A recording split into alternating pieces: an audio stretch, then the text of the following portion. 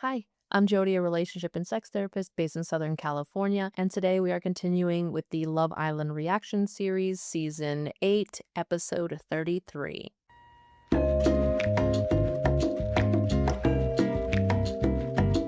Last episode was Family Day, so we know there was a lot of drama around Melanie and Sincere specifically. So we kind of pick up this episode with them talking about kind of their relationship. Melanie had kind of committed to trying with their relationship outside of the villa, but, still kind of just seeing how things go. And so we're really at this point in time where we've been saying this for a minute, right? Sincere is saying all the right things, but we're just at this point of it's all about the action. We want empathy, we want these kind of things, but again, if your behavior doesn't change, then it doesn't mean anything. So this is really the point where it's like it's just a waiting game of rebuilding trust. As I've said before, trust is built in consistency over time and, kind of building that trust back up between them and making sure this stuff doesn't happen again, especially as we are starting to live our own lives, we get integrated back in the real world and all these other aspects. So they're kind of continuing on that. We had some other conversations between Islanders. It was really kind of interesting to kind of see like Dylan, and I've talked about this before, it was Melanie saying that basically Dylan had to kind of get over things if he was going to work things out with Kenzie, which I was like, that's a little hypocritical. Like, I don't think we would say that to you about Sincere, so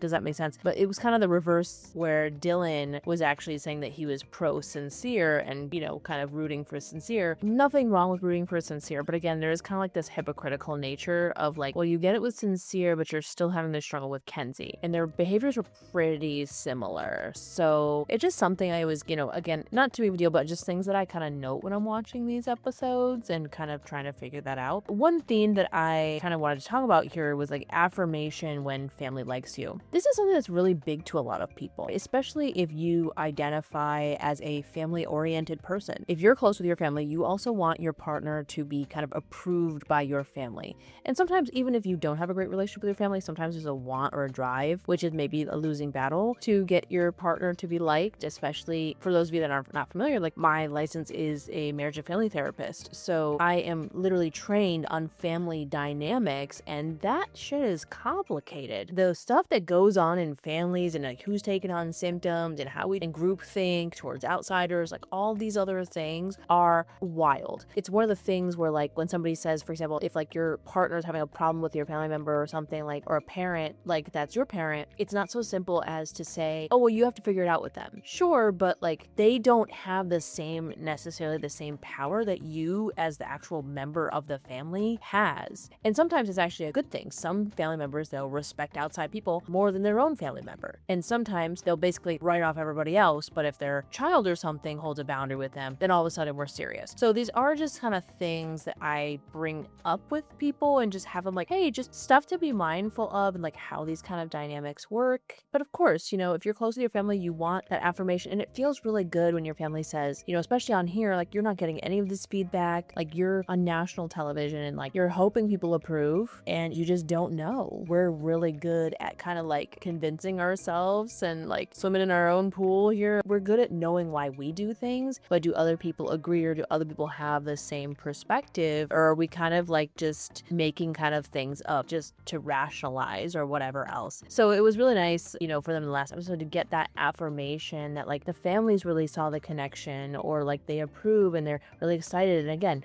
that doesn't mean anything's for sure going to work out with any of these couples. They haven't known each other that long. We have no idea what it was going to look like on the outside world. But, even just to get that initial kind of like, yeah, thumbs up, love it, can mean a lot to people. But again, you take it with a grain of salt. It can be important. Really, you kind of want to have insight into some of the dynamics and things too to make these kind of decisions. Then we moved into the couple challenge, which, oh my gosh, some of these couple challenges, like, they're just evil. Like, this one was just evil. Like, they were in these shopping carts and like, I don't even know the point of it. Like, it was just to put stuff on the episode. It felt like they had them putting disgusting things in their mouth and then having to transfer to the other person's mouth into a thing. And I'm like, bleh. Like, why are you putting, and then getting blasted in the face with goop, and then like going down a slippery runway trying to carry groceries, so they're just face planting all over the place. And I'm just like, Some of them are good, like in the beginning and stuff. It's like building a skill together, or it's just to have fun and, be a little raunchy, or like to kind of, again, turn up the volume or the temperature a little bit and like see, how are people gonna like that? What's bringing in the new bombshells? Like, is jealousy gonna come up? All these kind of things. Sure, sure. At this level, these are just almost just to laugh at the Islanders and just see what you can force them to do. But I was just like, it was so hard to watch. And of course, it was funny, but I'm just like, oh my God, like, what are we putting these people through? And then,